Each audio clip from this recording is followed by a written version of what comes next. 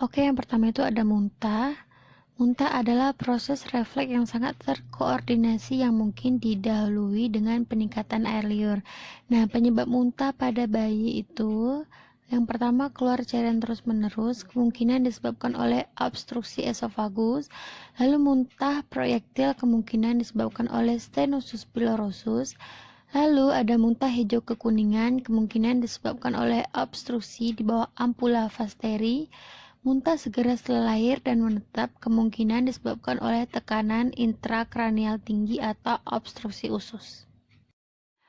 Penyebab muntah ditinjau dari waktunya. Yang pertama itu pada masa neonatus, kelainan kongenatal saluran pencernaan, paralisis palatum, atresia esofagus, kalasia, akalasia, iritasi pada lambung, mekonium, amnion dan juga darah.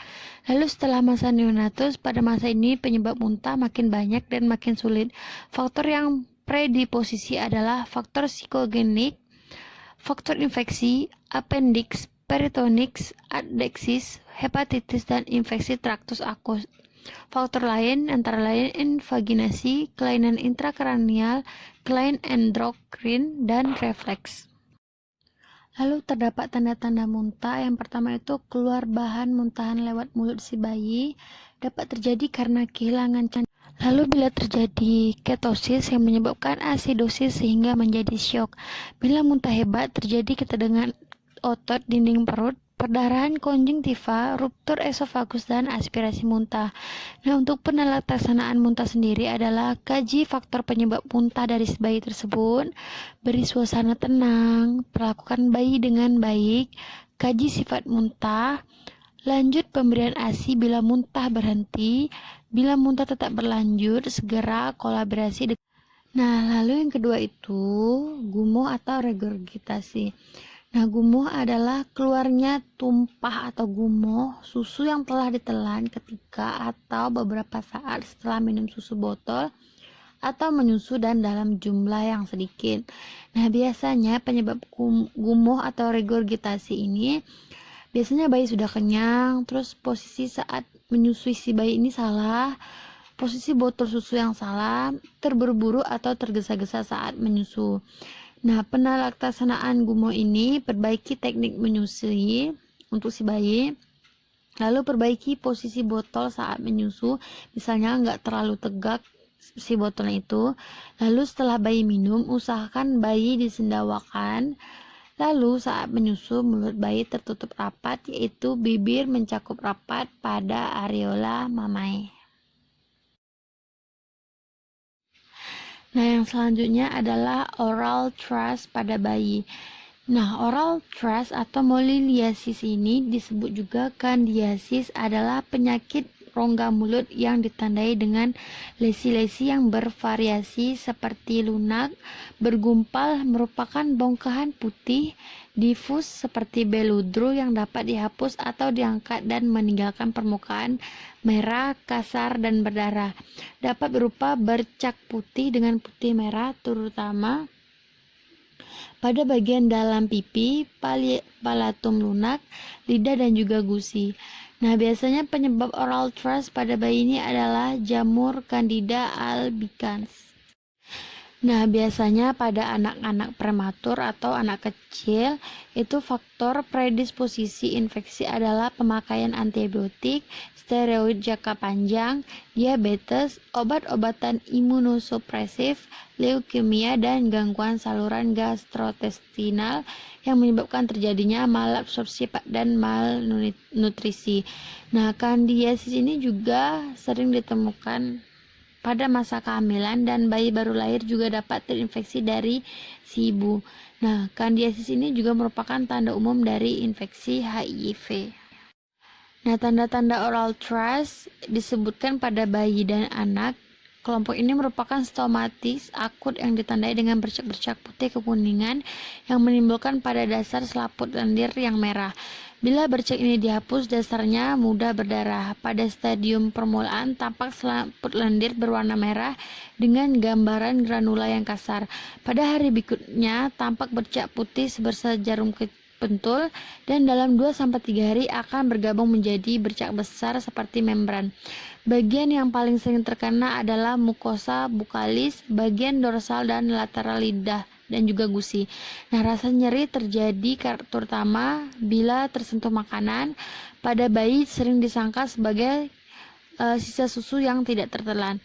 Nah, penelaksanaan oral TRAS yang harus dilakukan adalah memberhentikan obat antibiotika dan kortikosteroid yang telah digunakan dan perlu diperiksa secara teliti adanya diabetes mellitus.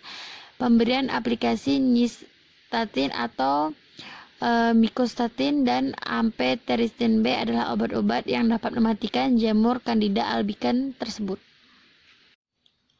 Nah, yang keempat itu ada diaper rash. Diaper rash atau ruam popok sebenarnya hanyalah istilah dari peradangan kulit yang terjadi pada area popok. Hampir sebagian bayi diperkirakan pernah mengalami masalah tersebut. Ruam popok umumnya dialami oleh bayi berusia 4 hingga 15 bulan. Nah, untuk penyebab diaper rash, penyebabnya bisa karena kebersihan tidak terjaga, si bayi sering buang air kecil, air besar, terus bayi yang mengkonsumsi antibiotik atau bayi yang menyusui yang mendapat antibiotik dari air susu ibunya. Terus ruam popok dapat terpicu akibat beberapa sebab, yaitu yang pertama ruam yang menyebabkan penggunaan popok termasuk iritasi kulit, biang keringat, dan infeksi jamur Candida albicans yang berasal dari kotoran. Lalu yang kedua, ruam yang terjadi di area popok dan di tempat lain, tetapi diperparah dengan penggunaan popok, misalnya radang kulit akibat alergi, dermatitis atopi, dermatitis seborok, dan psoriasis. Nah, yang ketiga, ruam popok yang terjadi di area popok tetapi tidak berkaitan dengan penggunaan popok, tetapi akibat infeksi kulit, kelainan daya tahan tubuh, kekurangan zat seng, sipilis, dan skabies hingga HIV dari si ibu tersebut. Nah, untuk tanda-tanda diaper rash sendiri itu kemerahan pada area kulit yang terkena popok, biasanya pantat dan juga genitalia sampai selangkangan. Untuk penelaksanaan diaper rash, yang pertama itu pilihlah jenis popok dari bahan kain yang menyerap keringat atau bahan disposable sekali pakai. Popok dari kain dapat dicuci dan digunakan kembali sehingga menghemat biaya. Sedangkan popok disposable pemakaiannya lebih mudah karena setelah dipakai langsung dibuang. Ruam popok yang sebenarnya akan sembuh hanya dengan mengganti popok lebih sering serta menjaga kebersihan sekitar popok. Tapi tetap berhati-hati bila ada bakteri atau jamur yang telah hinggap karena mengganti popok saja belum cukup. Nah, lalu bila si kecil terlanjur menimpa si kecil, agar tidak bertambah parah, dapat diatasi dengan cara gantilah popok yang basah sesering mungkin. Lalu hindari penggunaan tisu basah karena dapat menambah iritasi kepada si bayi. Gunakan air bersih untuk membersihkan area popok. Setiap kali menggantikan popok langsung dibilas tanpa perlu digosok. Lalu cukup keringkan dengan cara menepuk kulitnya tanpa digosok. Gosokan yang kuat akan memperberat kerusakan kulit pada bayi. Lalu gunakan krim pelindung dengan dioleskan tipis di kulit bayi sebagai lapisan pelindung kulit si bayi. Hindari menggunakan popok terlalu kencang. Gunakan obat yang mengandung anti jamur dan antibakteri. Tidak disarankan memakai lotion atau baby oil untuk mengobati ruam popok. Lalu yang kelima ada seborrhea, adalah sebum lemak yang berlebihan terjadi pada 3 bulan pertama kehidupan. Nah, untuk tanda-tanda seborrhea itu biasanya ruam merah pada kulit kepala, alis, lipatan leher, ketiak, dan juga lipatan paha si bayi. Nah, untuk penata laksanaannya itu gunakan emolin atau krem berair atau hidrokortison 0,5% atau 1%. Yang kedua, kulit kepala diurut dengan minyak, kemudian dikeramas dengan menggunakan sampo yang lembut. Lalu jika resisten, gunakan asam silsilat 1% dalam krem mengandung air sebagai keratolistik.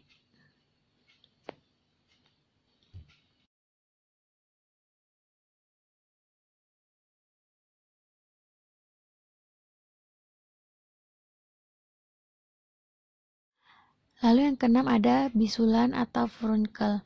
Bisul sendiri sebenarnya hanyalah sebuah istilah. Secara medis disebut furunkel, yaitu suatu peradangan pada kulit yang biasanya mengenai folikel rambut dan disebabkan oleh kuman Staphylococcus aureus. Penyebab bisulan furunkel adalah jamur Candida albicans. Tanda-tanda bisulan furunkel yaitu walaupun jenis bisul cukup banyak, tapi biasanya orang awam menganggapnya sama saja. Hal tersebut tidak sepenuhnya salah karena memang gejala yang dimunculkan memang mirip. Yang pertama itu gatal-gatal, nyeri, berbentuk kerucut dan bermata, berbentuk kubah dan demam. Nah, untuk penalaksanaan bisulan atau furunkel, suatu benjolan kecil atau bekas gigitan nyamuk sebaiknya jangan digaruk karena bisa menyebabkan luka dan memudahkan kuman untuk masuk. Makanya kalau sudah muncul benjolan kecil, sebaiknya perhatikan kebersihan lebih seksama supaya tidak terpapar kuman. Calon bisul atau bisul kecil di daerah permukaan superficial bisa sembuh dengan sendirinya jika kebersihannya terjaga dan tidak tercemar bakteri. Selain itu, bisul juga jangan digaruk supaya tidak ada peradangan. Bisul-bisul jenis furunkel dan karbunkel yang memang mudah pecah biasanya akan pecah dengan sendirinya akibat geseran dengan benda lain, pemberian krim antibiotik atau bila perlu tambahan antibiotik oral, tergantung pada kondisi bisulnya. Antibiotik itu bertujuan untuk mengendalikan dan mematikan bakteri, sehingga bisulnya akan kempes dan kering. Dokter pun akan memberikan kompres yang berfungsi untuk mendinginkan, meredakan, dan mengurangi kuman di daerah sekitar bisul pada tubuh bayi. 7. Miliarisis.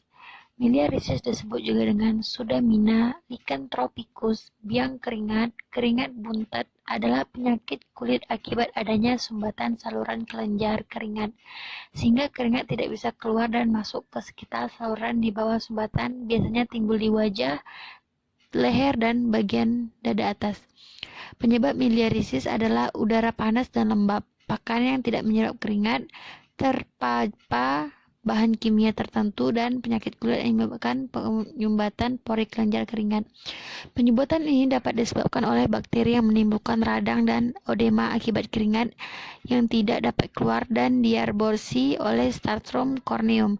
Bayi kurang aktif dapat terkena miliarisis.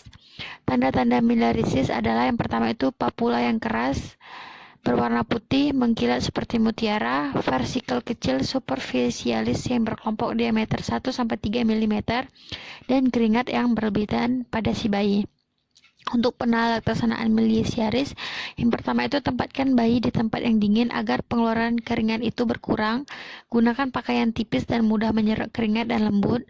Beri obat anti koligernik yang membuat produksi keringat berkurang, beri bedak kocok bersifat mendinginkan dan disinfektan serta anti gatal, misal lotion atau kumar veldi. Nah, yang terakhir itu ada obstivasi. Obstivasi adalah keadaan atau gejala terhambatnya gerakan sisa makanan di saluran pencernaan sehingga tidak dapat buang air besar, defekasi secara lancar dan teratur. Nah, biasanya penyebab obstivasi itu obstivasi sampel merupakan obstivasi yang disebabkan oleh adanya gangguan fungsi pencernaan. Lalu ada obstivasi simptomatik merupakan obstivasi yang timbul akibat adanya penyakit.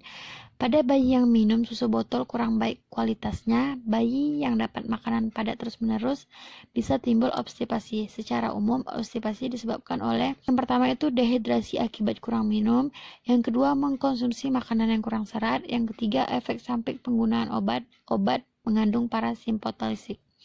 Lalu tanda-tanda obstipasi, bayi tidak bisa buang air besar, perut tampak sedikit membengkak, feses berbentuk bulat kecil seperti kotoran kambing. Untuk penalaksanaan obstipasi, anjurkan ibu meningkatkan asupan cairan dan serat yang mengandung buah-buahan dan cairan untuk si bayi. Anjurkan mengurangi minuman susu formula dengan protein tinggi, diganti susu dengan protein rendah, lalu beri suplemen berat.